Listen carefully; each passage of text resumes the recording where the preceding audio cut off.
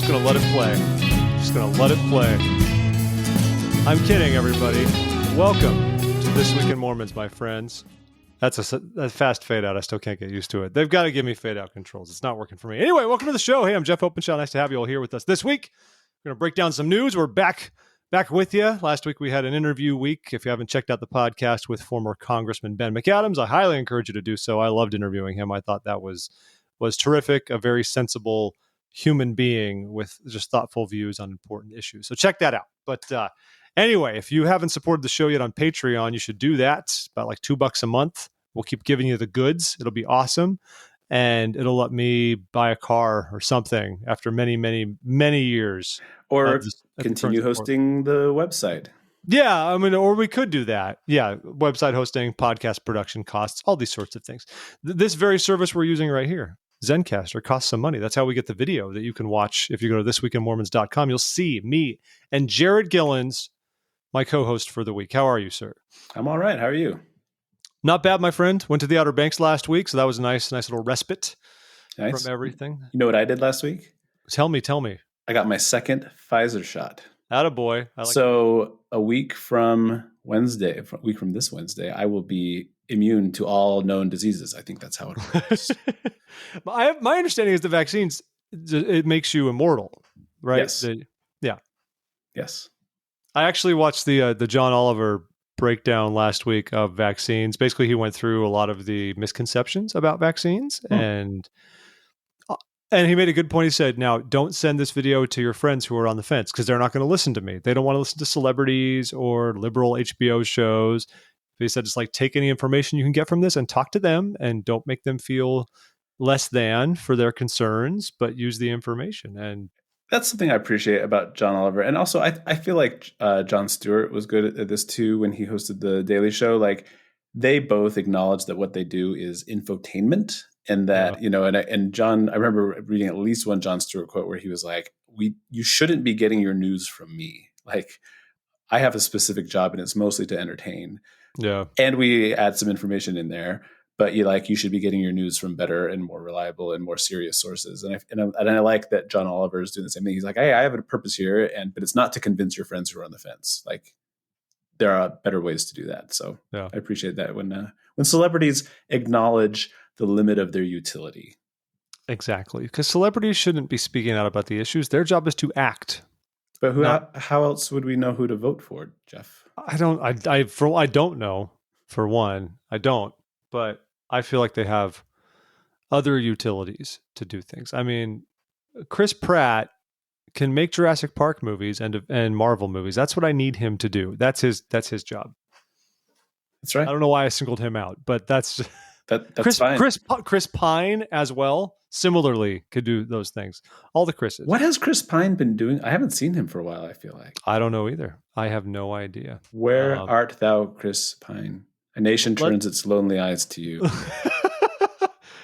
Let's do a quick IMDb search for our listeners. Really find out what he has going on. I mean, he's 40 now. He was in the Wonder Woman movie this past year. Oh, that's right. He did do the second Wonder Woman. I haven't seen that still. Have you watched it? I've watched it. We watched it the week it came out because we have access to HBO Max, and it was yeah, okay. It was sure. It was a movie. It was a movie. It was not. I don't know if the first movie skated by more on its World War I setting, and that's what sort of made it all kind of work well. Because Wonder Woman 1984 just kind of got bizarre. The best thing about it was that they shot at the Landmark Mall, which you and I both know, and which is a decrepit, creepy mall. Yeah. It's a horrible mall. I don't think they had to do any dressing of it to film there to make it look like it was stuck in the 80s. It was fine. It appears his next film after this year isn't coming out until 2023. The Dungeons and Dragons movie. Oh boy. Yeah. So that's going to happen. That guy needs to get himself on the Marvel train. Like that would keep his. Well, that's been the joke for a while that he's in the DC movies where all the other famous Chris's, Hemsworth. He's like the only Chris that's Evans. Not in the. Yeah. Important Latter-day Saint news, everybody. Big things are happening. Anyway, so yeah, it's been good times. OBX was great. Fun taking the kids down there. You guys doing well in Idaho? What's going on there in springtime for Idaho? Well, there are some Nazis up north. Sure. But no, it's been nice. It's funny though, because I don't know if you know anything about like climate zones or whatever. You pay close attention to these things in Idaho because everyone's planting. Whether it's planting potatoes or planting your garden, everybody grows things here. But we're Zone 5, which means we can't actually plant like personal home garden stuff until Memorial Day. What? Because you still get last week. I went out on my deck in the morning to go, plug something in. We have this little, and it's not important. I had to go plug something in on the deck, and I almost slipped and fell. And I was like, "Why is the deck so slippery?" It's because like it had rained the day before, and then it had frozen overnight. And I was like, "Why is there ice on my deck in mid or in the beginning of May?" But yeah, so you keep getting frost, so you don't really want to plant your tomatoes or anything until May 31st. So no, I get it is spring here, but it's sort of like a tricky spring where it's like, hey, it's spring, but not quite. We were up in Island Park this weekend, which is a beautiful little park in Targhee National Forest. And Kelsey and I were out on a walk, and it was snowing on us, just very light, tiny little flakes. The sun was out. It was like in the high 40s, and little snowflakes were coming down all around us. So you just don't know what to expect in eastern Idaho, even in May. But it's been very beautiful. Our lawn is actually starting to grow. This is exciting to us because we just bought this house in February, so we didn't know what the state of the lawn was. But we've gotten enough rain and enough sunlight that it's coming in green, and we're excited to see that. So yeah, life's good. I am the worst at lawn care. I do not know what to do with my lawn. And in Virginia, when they speak in the Bible of noxious weeds just showing up, Virginia is very strong on that front. Yeah, if you have a patch of dirt in Virginia that doesn't have something planted in it, weeds will grow. And I don't know what to do with my yard and how to make the grass better and stuff. If any of you have green thumbs, you are seriously welcome to contact us at contact@thisweekinmormons.com. And I would love to pick your brain about the best way to fix my yard, because I'm not proud of it. I don't want to be like, not to disparage white trash, but I don't want to be white trash and have my trashy yard. I don't want to be the house that people think should have a car with cinder blocks next to it. I want it to be something more, something classy. I'll tell you, I'm actually planning on making my lawn a little worse. I'm not sure exactly. I haven't 100% decided I'm going to do this, but I'm going to go down to the local nursery plant place sometime in the next couple of weeks. But my plan is to create a nice looking and low maintenance lawn. The idea is that I will purposely sow clover into the lawn. So that way, it won't be like a nice immaculate lawn that's all grass and super, Kentucky blue or whatever. But clover's good because it's nitrogen fixing, so you don't have to fertilize as much.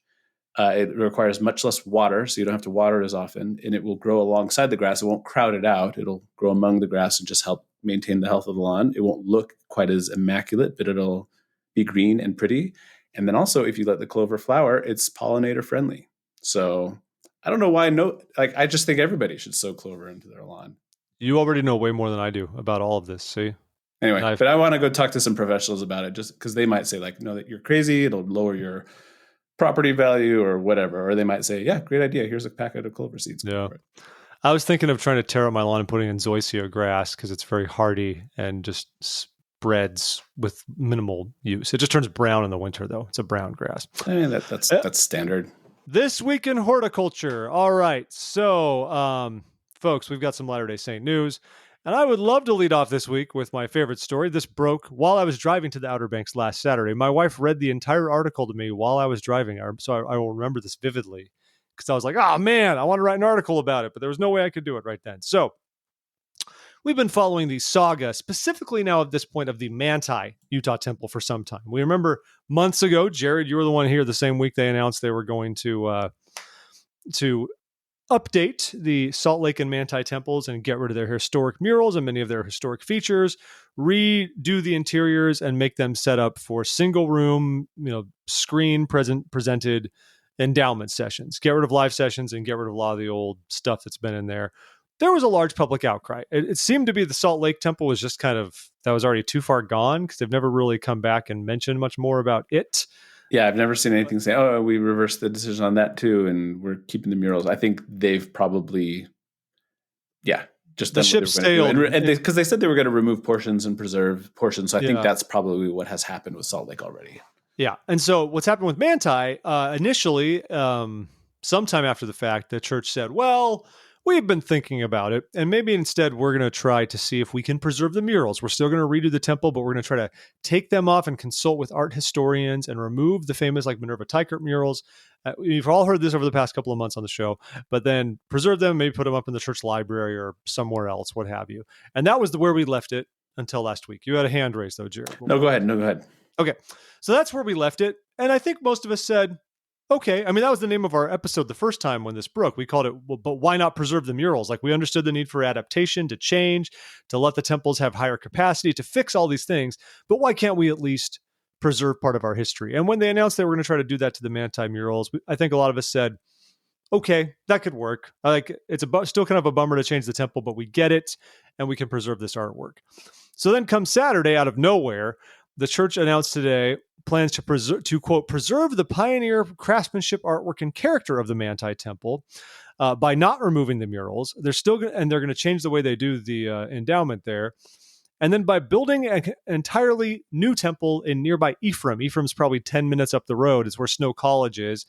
You pass through it if you drive from Provo to Manti, for example. You pass through Ephraim, not a big city by any means, but they will build a temple there, which to me is very interesting, because when we spoke about this a few months ago, Jared, I remember one of the other things we talked about is like, we're building so many temples in Utah, and if this is an issue about capacity, Build another one. Why gut these temples? Just build new temples. And so apparently that's exactly what they're going to do. They're going to build a new temple in Ephraim, and Manti is going to keep the murals, and I think it's going to stay progressive, but it is going to have the film. They're getting rid of the live endowment. Yes, that's my understanding as well. Because they're not gutting it, I think it has to maintain the progressive nature.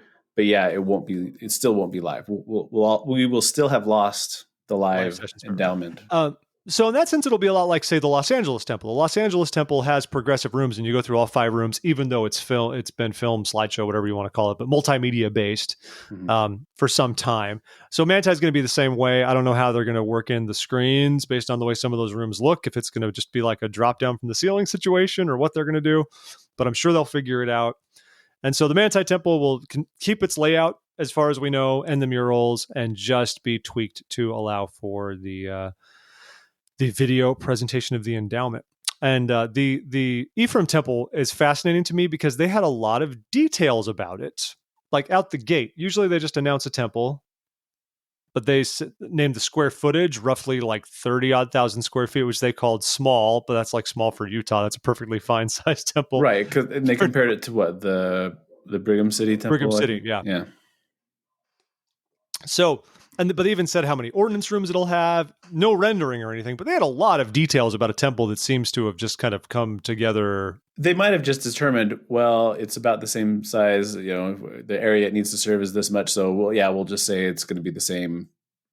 They might have just said, kind of like Brigham City. And, so they probably kind of made decisions up to that point. Yeah. My assumption would be. And so they were able to at least say, well, we know it'll be like this, and who knows? We know it won't be huge. If it's still in such early planning stages, they could change some of those details, I'm assuming, if they needed to. It says it'll have 4 30-seat endowment rooms, so not very big. I mean, you're talking, I don't know if that'll be, 3x5 split between the genders in terms of, 15 per each. That's not a very big room. That's pretty modest in size compared to a lot of the smaller temples we get. 3 ceiling rooms and one baptismal font, something we have to say now that we're in the era with 2 baptismal fonts. We have to bother to say 1 baptismal font. Well, only Salt Lake is getting a second one, right? No, because the Syracuse temple is also going to, the plans have it with the second font. That's a big thing now that we're seeing. Are 2 fonts going to be a new normal, at least in larger temples or areas where there's lots of Latter-day Saints? That's really interesting. Yeah, I thought it would be a novelty for Salt Lake as well, but then the Syracuse one it calls for 2 entirely separate baptismal font wings. They're not like fonts right next to each other in the same room. They're so opposite. To maintain the symbolism, do you still have 12 oxen and just split them up 6 per font, or do you have 24 oxen? I think is it like the Doctrine and Covenants, where like if you have more, if you have 24 deacons, you could have 2 quorums of 12, kind of a thing. Yeah, something like that. Yeah, we'll split. I don't know what they'll do. Sorry, I'm just being ridiculous. I know. Now, Jared, I'm curious what you think of this. All of this is kind of cool news. But what I find interesting is, they did it. They went in the Manti Tabernacle and they had a press conference and made a video and all this. And they talked about, this is the will of the Lord, which I think we can all believe. But do you at all find it interesting that nowhere have they said the saints have clearly been concerned about the temple, and so we've taken these concerns to the Lord? They've kind of framed this as, we're grateful to do the Lord's will. And I promise I'm not trying to be cynical about this, but I just find that very interesting, because in theory, if no one had been upset about the initial changes in the first place, that would have been the will of the Lord, and we would have gone forward. I get why they wouldn't say anything, because it opens the door for any public Right. campaign about anything becoming an issue. But I don't know. What did you kind of get the same idea, or am No, I just crazy? completely. And I'm looking at the article, and one of the quotes says President Nelson said church leaders have been giving, quote, much prayerful thought to the hardy pioneers who labored and sacrificed to make it possible for faithful members of the church to receive their blessings in the Manti, Utah temple. And then he talks about the craftsmen and artists and laborers. Mm-hmm. And that's great. And I think that, I don't doubt that that's true, that they have been thinking about those people and the heritage of the temple.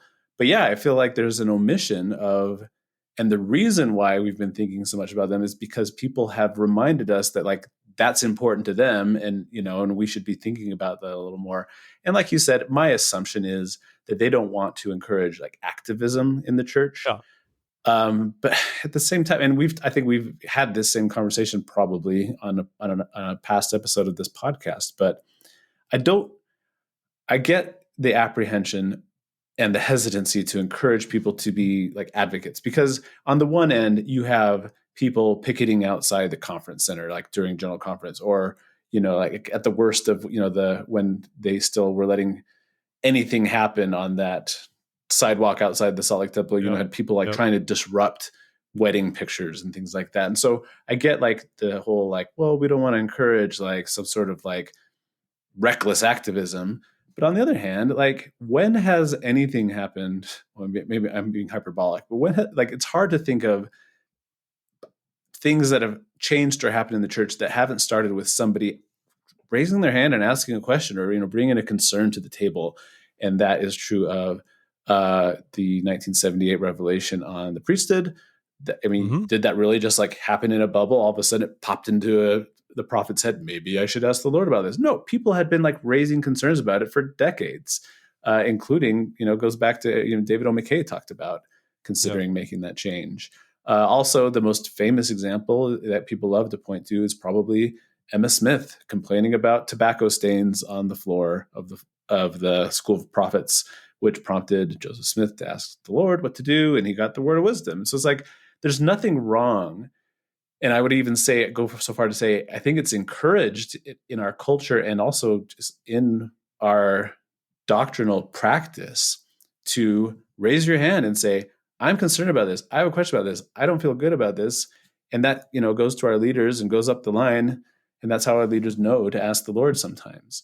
So I don't know. I think it would have been fine, like you said, to just kind of give a nod of, we've heard the concerns of the saints, and therefore we wanted to take this back to the Lord and make sure we were doing this right. And this is what we got. I don't know. And likewise, if it would have come back and said, we understood these concerns and we've taken it to the Lord, but we still feel very strongly that we have to pursue a different course. Like like we've investigated this, but the Lord wants something else. That would be fine too. And that would also close the book on it in many ways. So and it would acknowledge, we heard your voice. Yeah. We understand this is a concern to you, but, and I think it's not just nothing wrong with that. I think it's good to do that, to be like, to recognize like, this is still a church that in some ways is by common consent, like we are all invested in this. We're all shareholders in this kingdom. So it's not bad to, call out when you feel like something's wrong. Yeah. I mean, this is all good. It's all good news, but I'm with you. It's a curious way of doing things, and we'll see what happens. Speaking of the Salt Lake Temple, though, real quick, part of the renovation project of the temple is to build a massive tunnel that will connect the new temple annex and everything to, I believe, the parking lot to the conference center. So basically, the conference center parking will have a new underground entrance to the Salt Lake Temple. presently you've been able to park in the conference center, and then you go up in an elevator and walk outside and go across to get to the temple. This will keep it all underground because the whole thing's going to be underground as you work your way into the temple in the first place.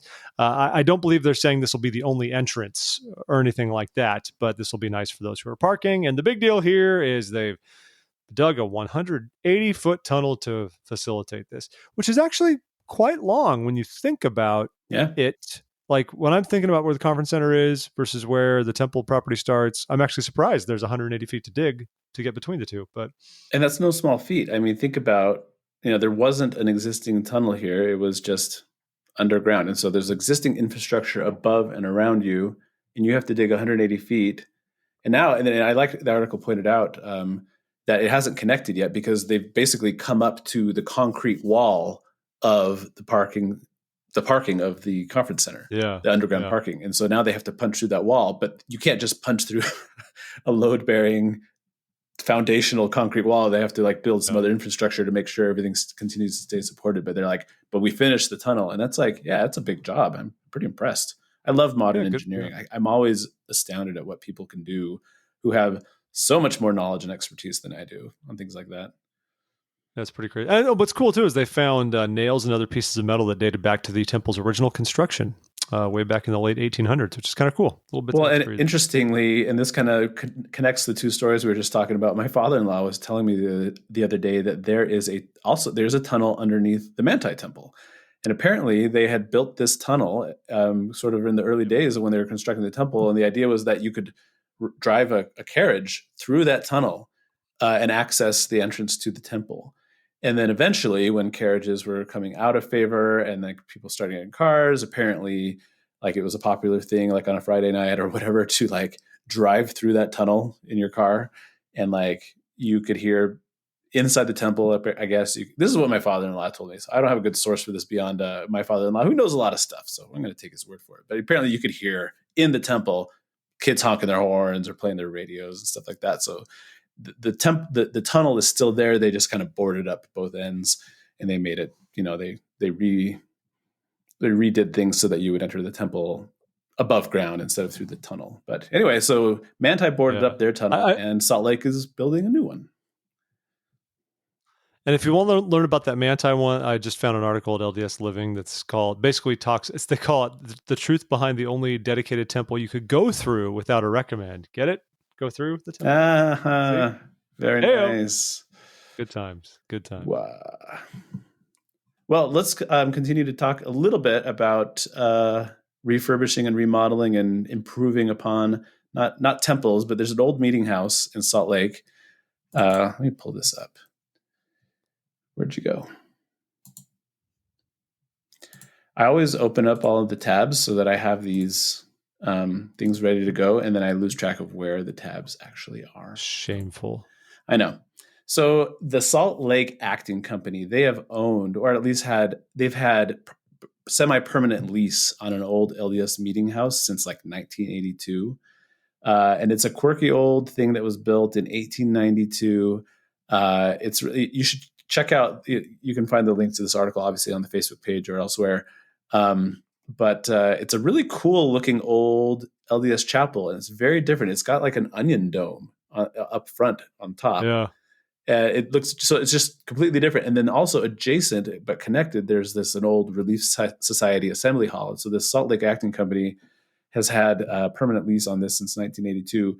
So obviously, because of the pandemic, they haven't been having plays with people, in-person audiences. And so they decided to take advantage of sort of the shutdown time to do a remodel. They did a big fundraiser. They raised something like $750,000 or something like that. And the article is just talking about all the stuff that they're doing to remodel. And I guess sort of the hook of the article was that, this is already an odd looking LDS, historic LDS chapel, but now with all the remodels that they're doing inside, it's going to look even less like a traditional LDS chapel because they're papering the walls with leopard print and things like that. Anyway, it's just I don't think we need to spend a whole lot of time on this article. It was just sort of a matter of interest, and the pictures were pretty cool, and the renderings and the things that they've done so far. And eventually, when things open back up, you should go check out a play by the Salt Lake Acting Company and sit in an old historic LDS chapel.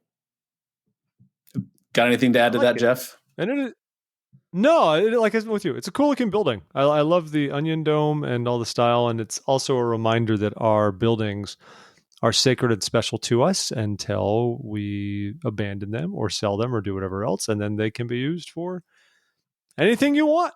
And now it's on the National Register of Historic Places, so it's now a protected structure, and I like that because it is. Then how can they put leopard print on a protected structure? Come on. I don't know, but it will continue to stand for a long, long time. But I think part of the reason why it was protected by the National Register of Historic Places is because it's such a unique design for an LDS meeting house. I do wish that we still had a lot of our Utah. We still have a lot of the older meeting houses that are even used by some wards. But in a lot of other places there, even DC, we had our famous chapel on 16th Street that even had a Moroni statue on it. And they eventually got rid of that. In downtown, in LA, they used to have a lot of cool meeting houses. And, as we don't have the need, we get rid of them. And that's okay. That's just what we do. We're just trying to make the most of our resources. But it makes me a little sad because while I think our efficient cookie cutter meeting houses are great, they do their job. It's just fun to have little pieces of history, and a little bit sad when they're no longer part of the fold for their regular Sunday purpose. Or driving around like Idaho Falls, there are still some cool, like before things got really standardized, because Idaho Falls is in large part like living in Utah County, not quite the same ratio of members to non-members, but still the church has a big presence here. So there's a lot of buildings, and a lot of them were built before things started getting standardized. So it's kind of fun to see some of the cool old designs from the 60s and 70s that persist, that haven't been torn down and rebuilt or anything like that. And also fun in Idaho Falls is you have, I think, the only temple that was delayed because of World War II. That's right. In fact, it was delayed, but they continued construction where they could. They shut down the temple for like 3 years and had briefly reopened for I think less than a year before the pandemic hit. But one of the reasons why they had to do such a long refurbishing is because steel was a wartime rationed good, obviously. And so they were like, well, we don't want to wait for us to be able to use steel again. So they just, instead of reinforcing the concrete in the walls with rebar, they just poured it extra thick. So the temple has these super, super thick concrete walls. And when they were, just doing assessments like they did for the Salt Lake Temple to make sure it's earthquake resistant and things like that, they were looking at these walls and they're like, you know what? We need to reinforce this because this was built without rebar. And so, but yeah, it was delayed because of the war, but they also continued in spite of the war, but had to make adaptations, which is super interesting to me. It's a beautiful temple. I got married in the Idaho Falls Temple, and I love it. I love that I got married there. Some of its old murals are I think most, if not all of the old murals that were painted in there in the 40s are still in there. And I love the temple. It's beautiful there. Yeah. All right, some random little bit of news here. Church senior service missionaries may now serve anywhere in the world. That's the headline from the Deseret News. And my initial comment is I did not know they could not serve anywhere in the world, but I'm not the main market for this at this point in my life. And to be clear, this is senior service missionaries. Obviously, don't get that confused with serving another type of mission. If your grandparent has gone to Africa to be a missionary or something like that. Service missionaries are still missionaries. You're still set apart, but your job can be different. You could be working at Welfare Square, or a service missionary could even be someone who's called to work in a temple, for example. Lots of different things you can do. So that is now being opened up beyond the United States and Canada.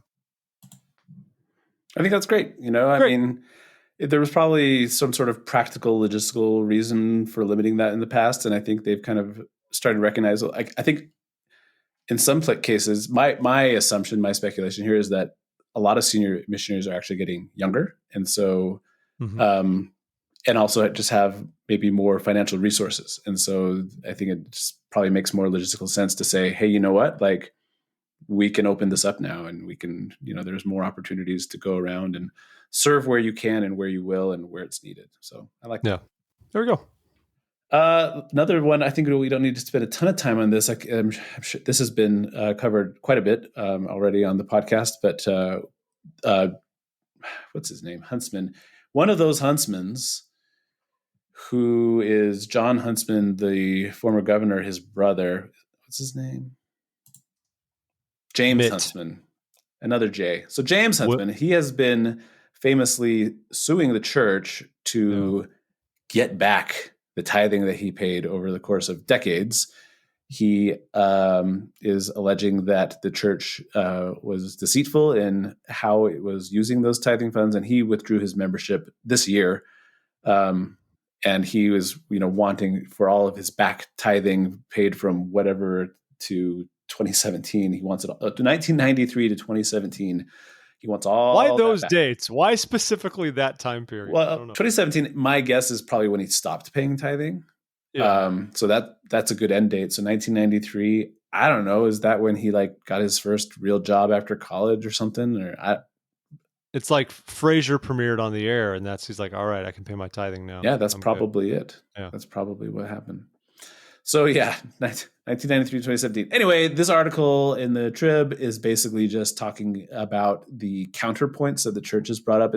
The headline is that the LDS Church urges court to toss out James Huntsman's lawsuit, says his bid for tithing refund is without merit. And it's really good coverage, I think, and they do a good job of summarizing the arguments of the church. They brought in some really interesting expert opinions. Sam Brunson, who is sort of famously on Twitter as a LDS person, who's also he was a tax lawyer. I believe he actually teaches tax law at a university.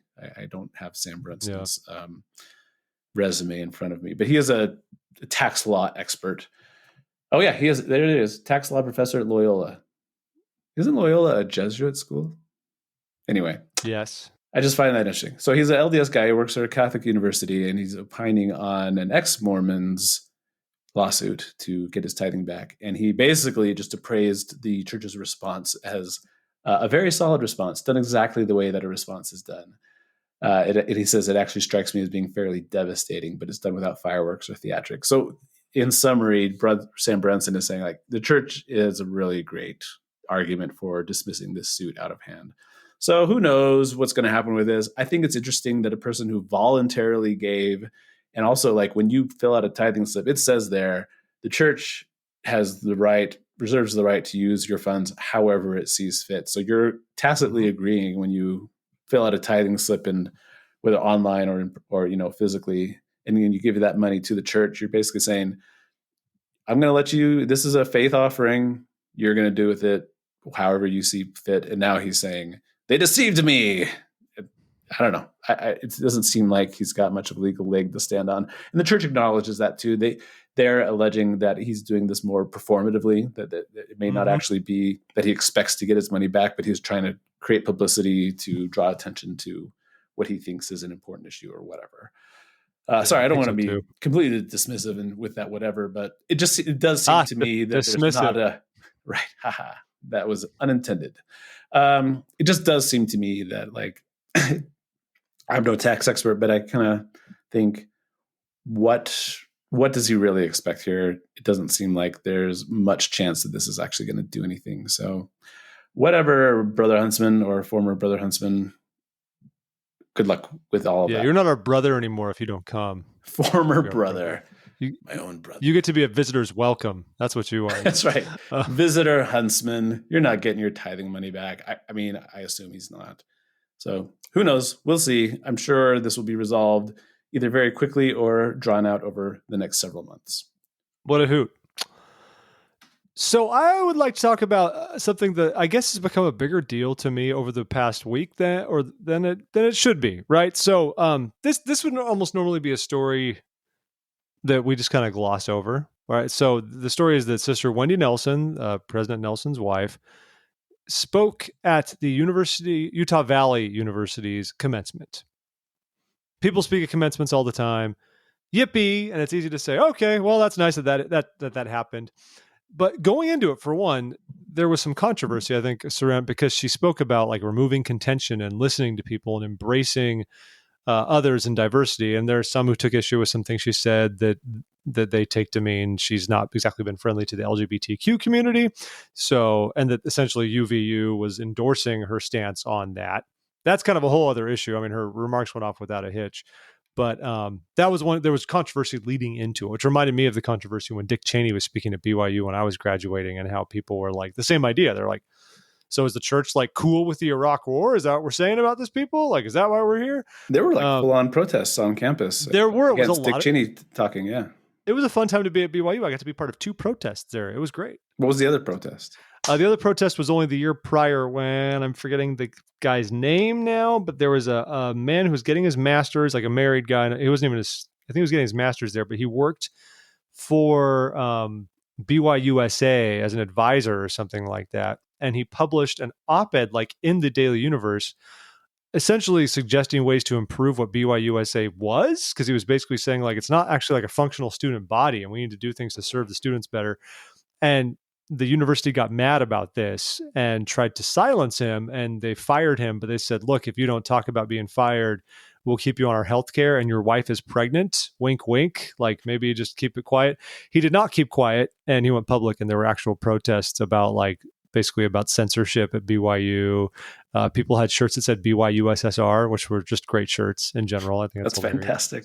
It was pretty fun. It was great. It was just fun to be a part of some form of civil disobedience. They should have taken that same idea and run with it, and taken like Brigham Young's image and made it look like the Che Guevara shirt. You know, they probably did. I should have bought one when I had the chance. I regret not owning one of those, just as a novelty item, if anything. So, anyways, she spoke, and that's fine. And for those of you who follow us on Facebook, we did post about this, and I think we got some flack, some of it rightfully so, perhaps for not explaining it as well as we could have, because there's different ways to look at this. Like, one, great, the prophet's wife spoke. But there's 2 other areas that I think are worth exploring. One, Sister Nelson has her own credentials as a standalone individual. Why is she being introduced as? It is funny because they did on UVU's website. It does say Dr. Wendy Watson Nelson is a professor, published author, former nurse and psychologist, and wife of Russell M. Nelson, the president of the Church of Jesus Christ of Latter-day Saints. They mentioned this a little bit more, that she does have credentials to be speaking, but I think it still comes off as if she were not the prophet's wife, she would not be someone on our short list to be making these remarks. That's the vibe I get. That's conjecture. We don't know that, of course. But that's one issue. Why is she not being introduced more on her own, as opposed to I am the appendage to the prophet? Also, it brings up this interesting issue of if she was not someone who was so credentialed, wives of general authorities are awesome people, and I think in many ways they're part of their calling. They have a calling essentially to be the support for that. I think like mission presidents' wives are actually set apart to be the companion to the mission president, for example. And I have to imagine there's something similar happening with the 12 in the first presidency. But with that said, of course, like, these individuals are not general authorities. I mean, they're not. Like, that's just, I'm not being anti-genderist at all. I'm just thinking about the structural limitations of our own church. And so it's almost a curious thing when we have them. That sounds so bad, right? But it's a curious area, I think, where I think obviously they have worthwhile things to say. But if you're presenting someone in the sense of like someone speaking from an authoritative position as a church leader, the wives of our church leaders are not those people. They might have great things to say, and I think that's good, and I want to hear those things, and I want to hear women's voices, but like the General Relief Society president has more authority to speak on church matters than... Right, she's set apart to a certain calling. Yeah. So that's all I'm saying. Please don't come at me about it. I hope you understand what I'm saying. That's just like not part of the calling. And I guess this also does kind of blur the line. Like if it's UVU, it's a state school, and we're having church-related people speaking, which is still an honor. It's not to say you wouldn't have like a Catholic cardinal speak at commencement as well at a public university, because it's just, or anybody else of note, right? Like if you had the Dalai Lama speak at UCLA, sure, why would you not want the Dalai Lama there? Who cares if it's a religious person? I get it. So that's fine. But I think somewhere like Utah, it blurs the line a little bit more of the church's influence, especially somewhere like Utah County, and sort of an endorsement of that. So anyway, lots of things have happened. Her remarks were perfectly worthwhile. I just think it's interesting, the sort of controversy around her speaking in the first place, some of which I've generated on my own. You're welcome. Yeah, I mean, and I think it's interesting. And one of my thoughts is she wasn't just there. She wasn't just invited there to be a commencement, the keynote commencement speaker, and here's the wife of the prophet who's also credentialed. we want her to speak. She was also there to receive an honorary doctorate. And so Yeah. you had asked, kind of posed these questions that you're posing. You had posed them earlier, and I was thinking about it. And I was like, well, maybe it's because, maybe the rationale isn't just like, oh, she's a famous Utah wife of a religious leader, but also it's because she's receiving this degree. And then I was like, so why was she receiving the degree? And so technically her honorary doctorate degree is in humane letters. I don't know what that means. Let's look up but the other two people who letters. received honorary doctorates were former Governor Gary Herbert and autism advocate and philanthropist Melissa Nelson. And so it's like, and then they go ahead and they, like, later in the article, they give these kind of long bios, but not long, longish bios, a paragraph long for each, about who these other two people are and kind of what their accomplishments were and why they were being awarded these doctorates.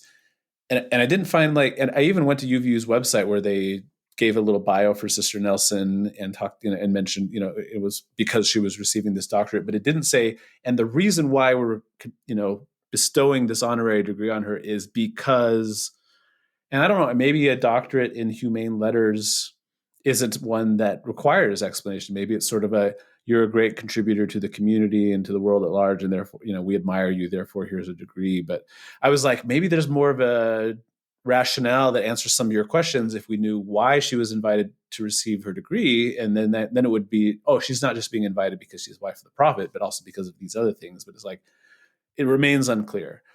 And like Jeff, I would like to, append all this with a disclaimer that I greatly admire Sister Nelson. I don't think she didn't deserve to speak or doesn't deserve a degree. I just think it's interesting that there are a few details explaining those things in case there was a question about it. And I do understand, like you said, it's a state where there's already a very blurry line in some cases between church and state.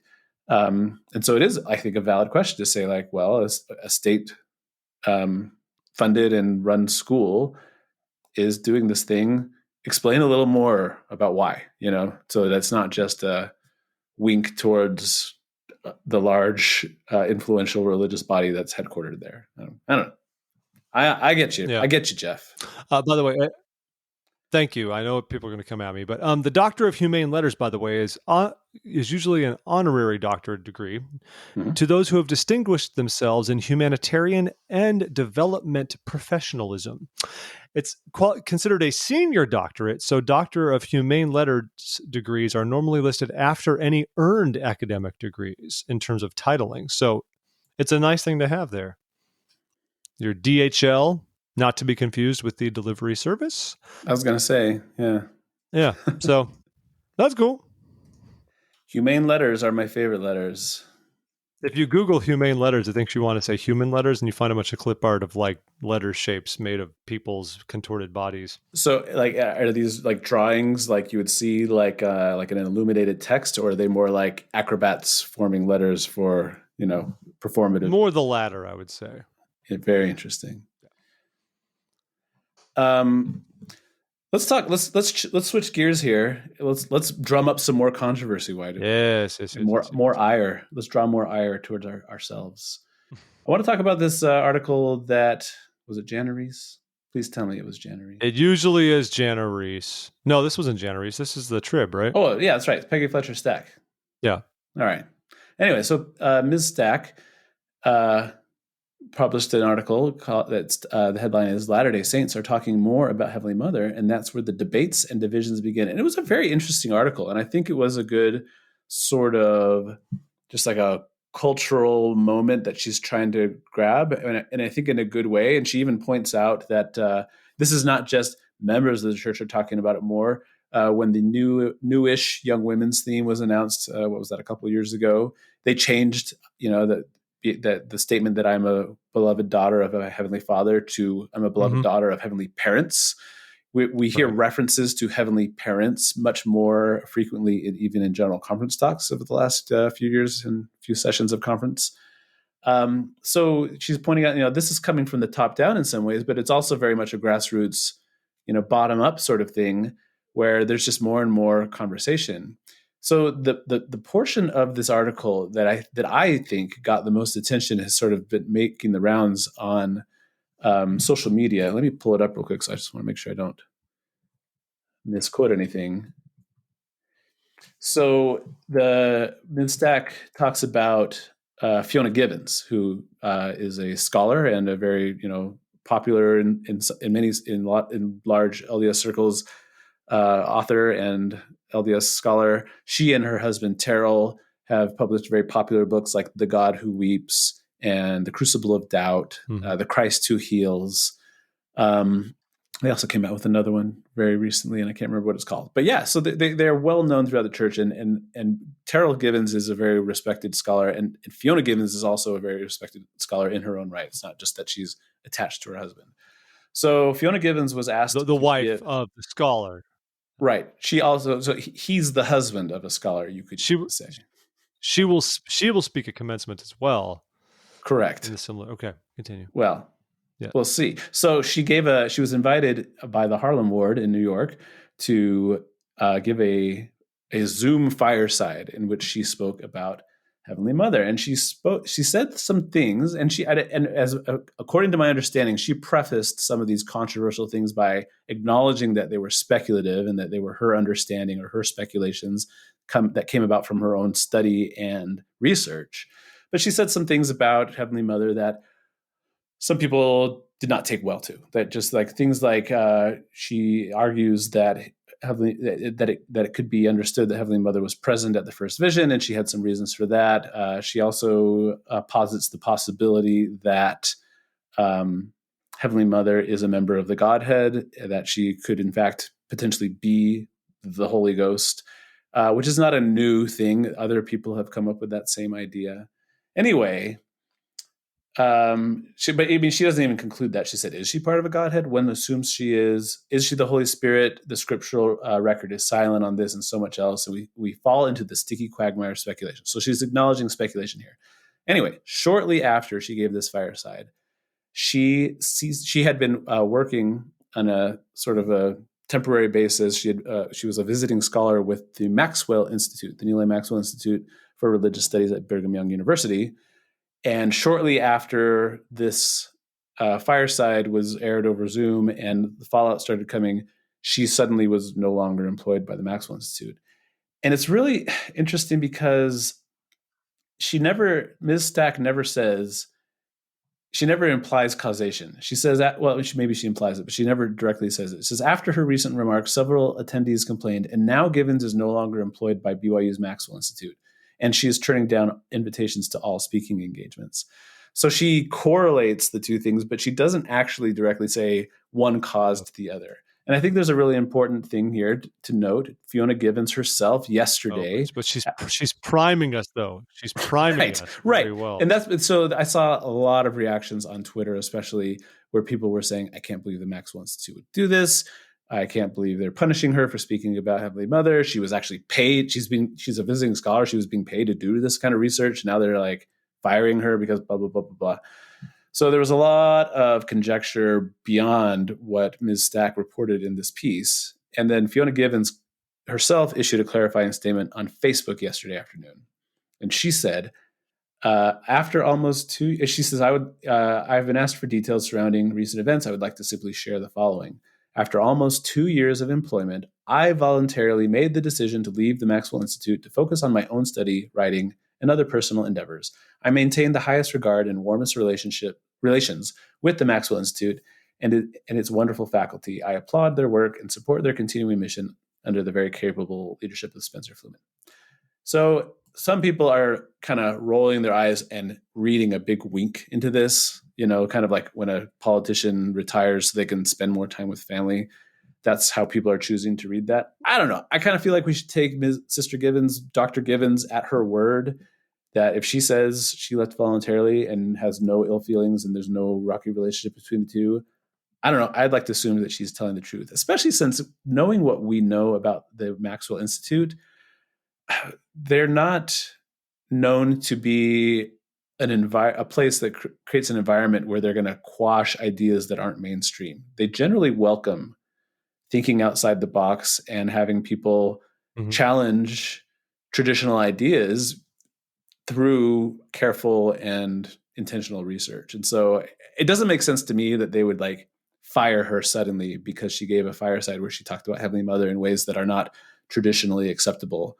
That's not a Maxwell Institute move in my book, but there's a lot, of course, that I don't know about things. But I just think it's interesting that this article was meant to sort of more be an overview of sort of what's kind of going on, top down and grassroots up, as far as like Heavenly Mother and how we talk about her and how much we talk about her.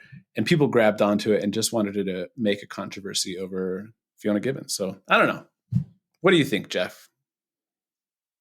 Well, I think you've covered all of it very well. I don't even know if that can add much of value to it.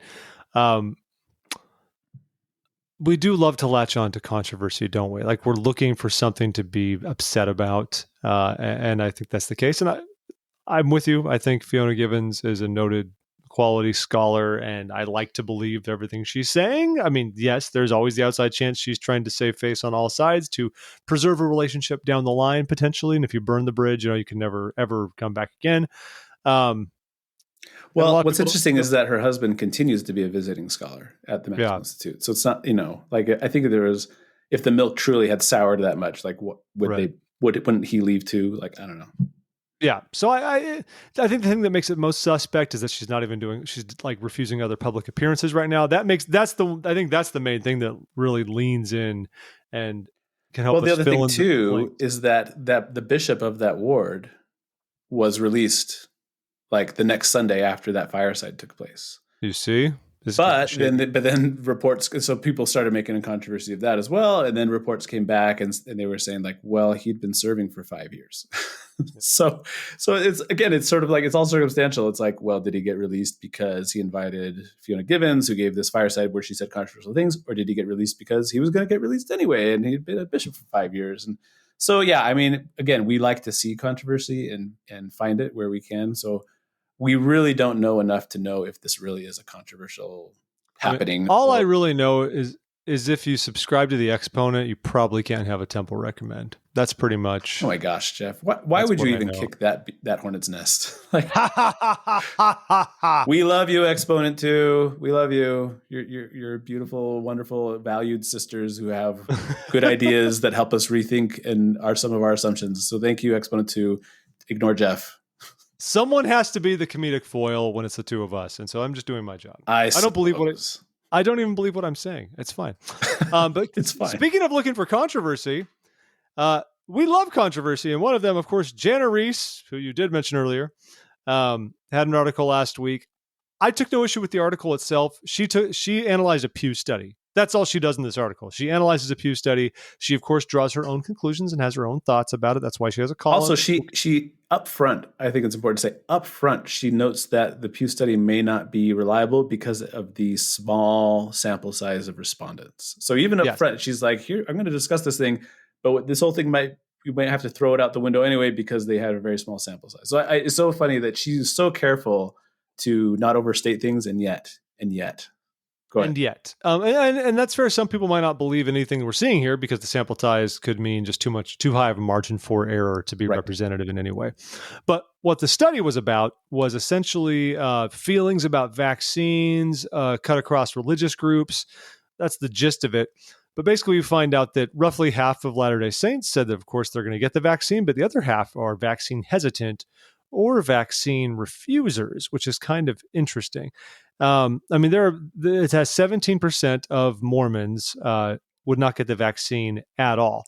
And what's interesting is that even though I feel like I've seen this in our faith during the past year, kind of bizarrely hesitant about vaccines, despite the very clear public campaign by church leadership to get us to think seriously about taking it, while acknowledging that these are personal decisions and we have to make choices for ourselves, but pretty clearly driving the point home that they want us to get the vaccine if we can. And even she says that. I mean, she says, there was that line. She said, oh, she's got a good line about that. Word indeed. I mean, they say in word indeed. So by statement, by example, by photo op, and by policy, we've made it perfectly clear that they want the church members to get vaccines if they're able. But what's funny is the other data in here that sort of flips it around, where it says Mormons were second among all religious groups surveyed, and the percentage who agreed that getting vaccinated was a loving and principled thing to do. 3/4 of people, Mormons were first, saying that they could trust their leaders religious leaders to do what was right. And there's even one here at the end. Mormons come out on top of the heap saying that ask respondents if they trusted their religious leaders to give them good information specifically about the COVID-19 vaccine, specifically about that. And we're above everyone else on that front, according to the study, which again might have errors. So Jana posits that the issue here is that we're at this intersection where our political views are now trumping our religious ones, and trumping. Particularly in the social space. And I think many would, instead of thinking that COVID, that the vaccine is any kind of a moral or religious issue, like a religious and moral obligation we have to one another, that it's a social issue and an economic issue. And so political views instead take precedent on that front. I think the study here, I think it is very interesting to see that, we trust our leaders, we believe in what they're saying, but when it comes down to it, people are like, no, I don't think that's going to be for me, which is just fascinating to me that is what is happening. And we're seeing this, of course, across a lot of, a lot of conservative America is taking more issue with vaccines than other parts of the country. And we have a largely conservative church. A lot of those things go hand in hand. The comments here also kind of cracked me up. I thought more people would be like, all right, Jenna, good job. But many people say the classic things like, why would I take a vaccine that's been rushed to market? Okay, we've had that talk many times before. It still had field tests and all this sorts of things. Anyway, it's just kind of interesting to me. Interesting data points. I can't quite figure us out as Latter-day Saints. Why are we? No, and again, I think we have to take this all with a big grain of salt because of the large margin of error. But the other thing I kind of take issue with, and I don't like that her conclusion is along political lines, that it's like, oh, people are choosing politics over, and I think that is true, and we do see that. But this, and also it's true that attitudes towards the pandemic as a whole and also the vaccine have largely been along political lines. But I think what we're seeing here isn't necessarily a political thing. People who get their information from biased or unreliable sources are not just conservative. Mm-hmm. They are also potentially liberal. People who have been resistant to vaccinating themselves and or their children have been actually a pretty healthy mix, or really unhealthy mix, of far right and far left people. And so this isn't necessarily a black and white like political thing where we could trace this along political lines. And so I think the better conclusion is a little more generalized, where we're seeing that people are willing to place their personal beliefs or their personal values or their personal understanding of information above their religious teachings or the urges of their religious leaders. And I don't know, maybe I just like totally vanilla-ized, this whole thing, but I think it's a better way to state it, because again, I don't think this is necessarily a straight up political thing. I think we are just seeing more and more people who are willing to reason for themselves, as they put it, and think things out for themselves and make a decision regardless of what a respected authority might tell them to do. And now we're seeing that it's not a liberal thing necessarily, or it's not a conservative thing necessarily. It's just whoever decides, I know better than, President Nelson, or I know better than Elder Renlund, or whatever. Yeah. So, I should issue a minor retraction. I think at the beginning we talked about this being a Pew study. This was actually a study carried out by PRRI, which is the Public Religion Research Institute. Just want to be clear about that. This wasn't a Pew study. Yeah, get that right, Jeff. Sorry about leave that. Pew out of this. Well, so building on this, Jared, did you see the Trib article about kind of the descent in wards due to COVID, like how COVID has become this interesting wedge issue within our ranks? Tell me about it. I will tell you about it. Oh, sure. No, it was a very interesting, and I think this ran in the op-ed section. It was like a sort of a special thing. So yeah, it was just covering, and it was Carson Harris. I'm sorry, it's a very Utah name. I don't know if that's a man or a woman, because it's Karcin. And at first I was like, oh, that's a woman named Carson. But then I was like, oh, it could be like a Utah spelling of Carson. So I don't know. Sorry, Carson. Sorry, person Harris. Anyway, I'm going to find out for you. This writer, Harris, we'll just refer to them by their last name. Harris reports, it kind of takes the at least three, maybe more case studies of individuals who have had sort of a disaffection towards the church based on mostly their fellow members' reactions to the COVID pandemic. And one person there, his grandmother was 82 years old. She contracted COVID. She ended up, getting through her care. She had to be hospitalized basically, and stayed there until she was no longer COVID positive. Went home, and then just a couple days later, had to go back to the hospital. Her kidneys were shutting down. Her brain was shutting down. And doctors, attributed it to the fact that COVID had done so much damage to her system that everything shut down, and she died not long after that. But then when, they were talking about this, of her dying as a result of COVID, it said other family members and other people in his community, including church members, would deride that and say, like, well, she didn't technically die of COVID. They're just saying she died of COVID because the more, it's part of that conspiracy theory that the more hospitals report people died of COVID, the more money they get from the government, which seems asinine to me.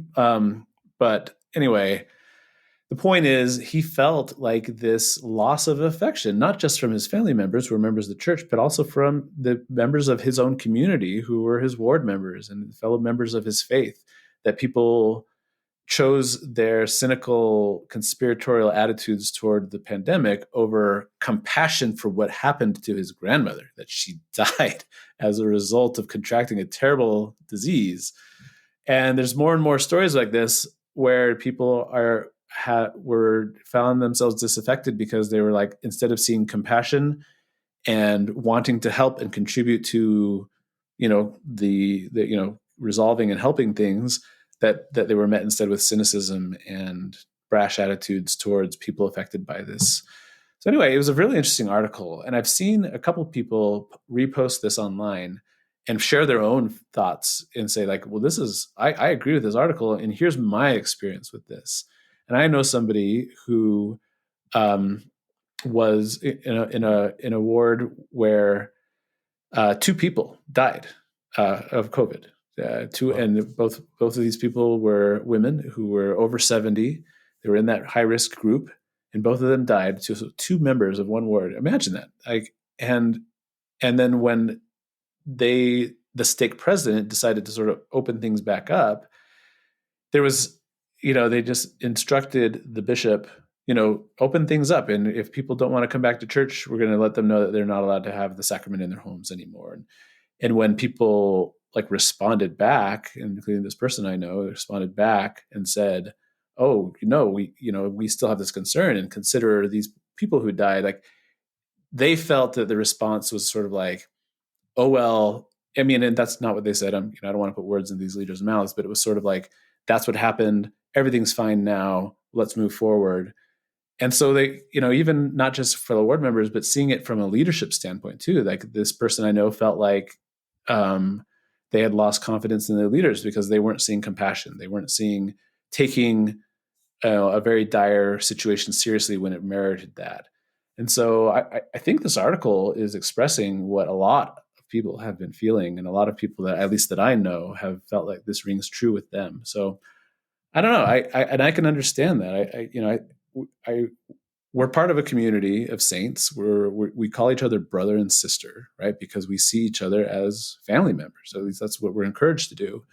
And then when those family members act in a way that you feel is not compassionate or not loving, or whether to other people or to yourself, I see feeling disaffected with your community. And I feel blessed and fortunate that I haven't felt that way. I have kind of looked at some attitudes of people, and whether they're members of the church or not, just people in my community, and kind of raised an eyebrow and said, I don't understand why you're reacting that way. But I'm really grateful that it hasn't affected my desire to be at church and to continue trying to love and understand and do so in a better way than I currently do. I don't know. I don't know. To me, this is not an easy issue. And I thought the article was timely and important. What are your thoughts, Jeff? Yeah. No, I agree, and it's a good thing to explore. I mean, there's wedge issues are interesting things, and I feel like COVID has is like it's nothing I've ever seen in terms of the weird divisions that can arise between us. It's always been the all the other things. We have disagreements about LGBTQ issues. We have other bizarre cultural minutia where people just don't get along or people get offended. Lots of things have happened over time. Um, this is one that sort of crosses across so many different boundaries instead, where we see whether people are COVID doubters, or on the other end, people are super, super, super hardcore about being, protective during COVID and this and that. And therefore, you could even be like uncooperative with your ward and the needs you have because you're so hesitant to get involved. And like some of the comments, we shared this and the Jana Reese article on our Facebook page. And there's for both, there's some really thoughtful and sometimes sad and sometimes uplifting comments. I mean, there's one person who commented that just said, like, we have people in our ward refusing callings because they don't want to have personal contact with other individuals because of the pandemic.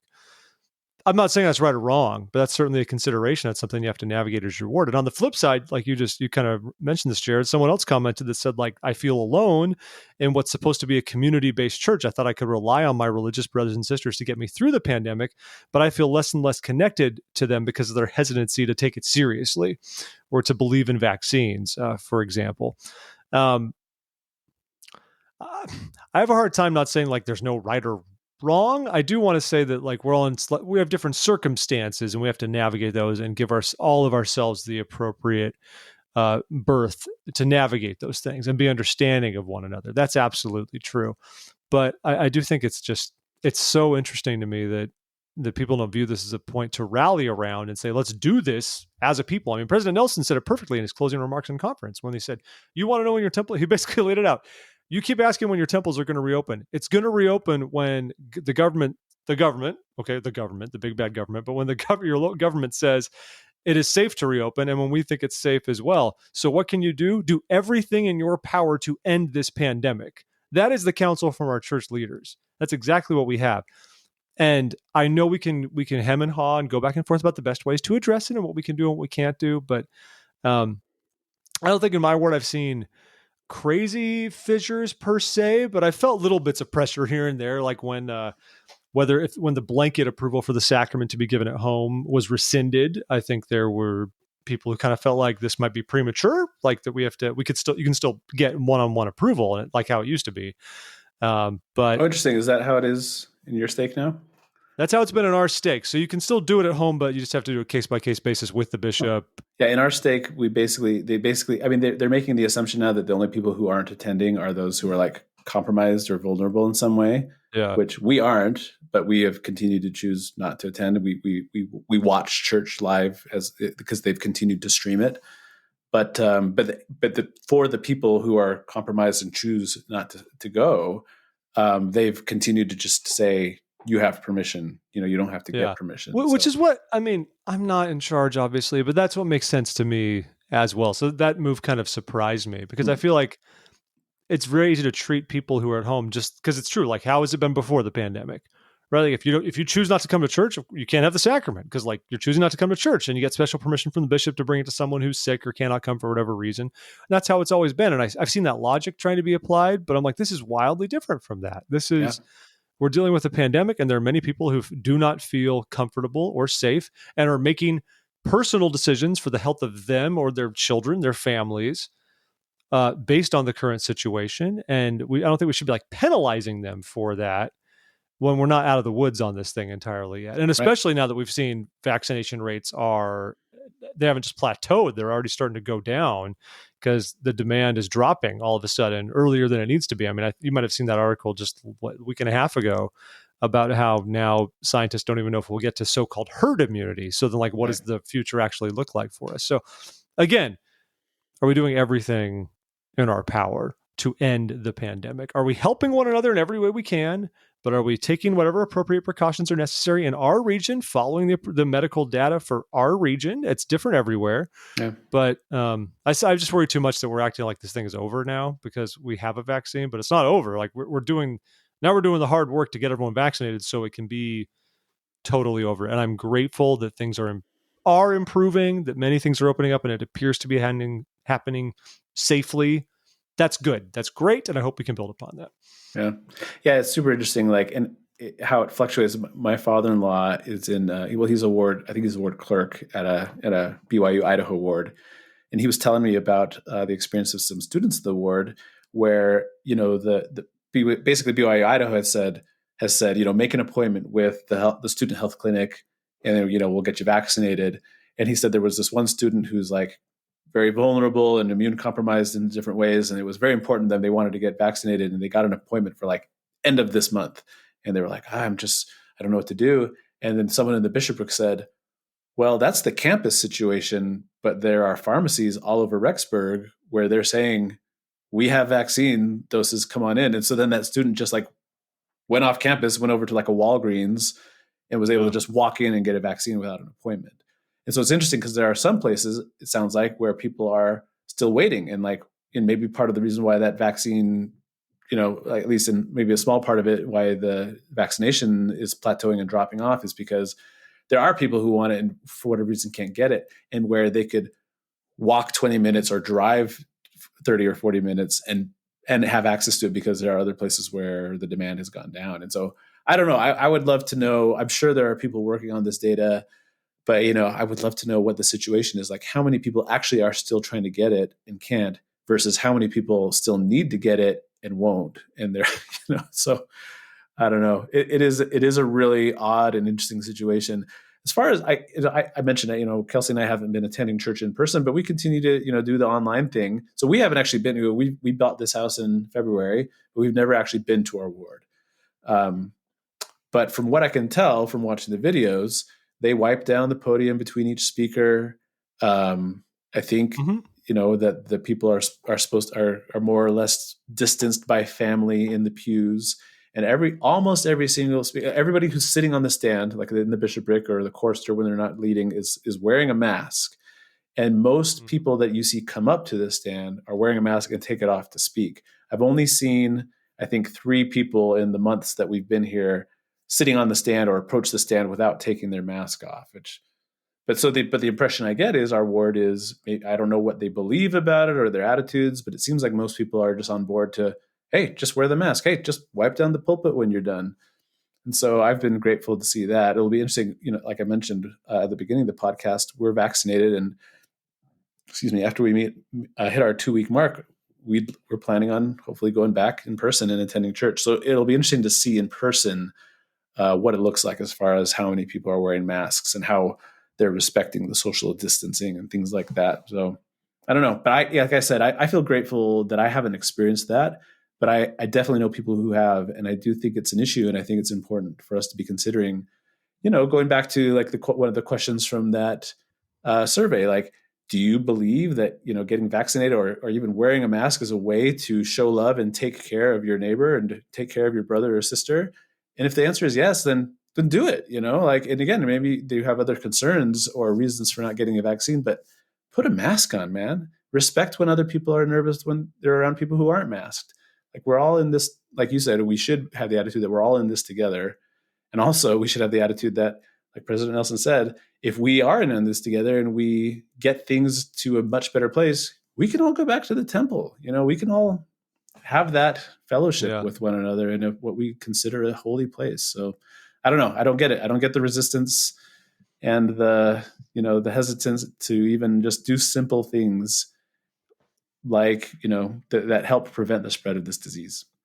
Yeah. And especially like you just kind of alluded to there at the end, like, why would we not go out of our way to mourn with those that mourn and to look after the one? That's who we are as Latter-day Saints. And if your response is instead like, no, this thing is a crock, buck up. Like, or, you say my grandmother died and then your response is, oh, did she have an underlying condition? Like that to me is the love of man waxing cold, as Jesus prophesied. Like, why don't we just have a loving response instead? Anyway. Yeah. I mean, thankfully for us in Virginia, masks are mandated for church. So there's no way around that. So there's no question if anyone's going to be there. But even in my position as like executive secretary, I've fielded questions about that. Like, people say like, well, I want to come to church, but I don't want to wear a mask. I'm like, I'm sorry. Like, you can't, like, you're welcome, but you got to wear the mask. If that's not your jam, then You got to rethink stuff. And I don't like to feel like I'm a bad guy or like I am pushing someone away from the gospel. But well, for one, I can at least hide behind, the fact that it's a state mandate, right? So I don't have to say like this is just the bishop's call or anything like that. But let's just look out for each other, people. Let's just have that mentality, right? Do what you can to serve others and not just yourself. And that's the whole point of a mask. It's not to protect you; it's to protect other people in the event you are carrying something, even if you're vaccinated, because we haven't done all the research on that yet, right? I mean, I think they've shown in a lot of early research that vaccinated people seem to be less likely to even be carriers, but all the research they did to get the vaccines wasn't looking to that. It was looking at actually coming down with COVID and getting serious illness. Now they're doing the other research and we'll get there, but that's why some people are just like, well, come on, why am I still wearing a mask? That's usually the main reason. We just don't have the research like totally done in that sense yet. So like, it's okay. The other reason too is like, I don't walk around carrying my vaccination card and say, don't worry, I'm vaccinated. Don't worry, I'm vaccinated. Exactly. Like, if I walk into a store, I think to me, the polite and sort of like outwardly generous thing to do is just to wear a mask, because there's no way a person knows if I'm vaccinated or not. And if you wear a mask, it's a sign of respect showing you don't know if I'm vaccinated or not, but I'm protecting you as I hope that you're protecting me. It's an outward display of an inward commitment. Well said, Jeff. I feel like I've heard that somewhere before, and I can't quite put my finger on it. Thank you. Well, on that note, everybody, the show's gone long. We're going to wrap it up. Thank you for tuning in to our fabulous show this week. I've enjoyed this as always. Jared, you're a brilliant person. I love talking to you. I can pick your brain for hours, and I always learn a lot from you. So, shucks. Appreciate you being here. And of course, join us at our social media channels, Facebook, Twitter, Instagram, and engage with us there and hate me. That sounds great. And if you haven't subscribed to the show where you get your podcatchers, that would be a great thing for you to do. If you're on Apple Podcasts, Google Podcasts, Spotify, Stitcher, hit the subscribe button. Make us a part of your week so that you may have joy. So until then, everybody, hope you have a great week. Do the right thing. Be well, be holy, and be happy.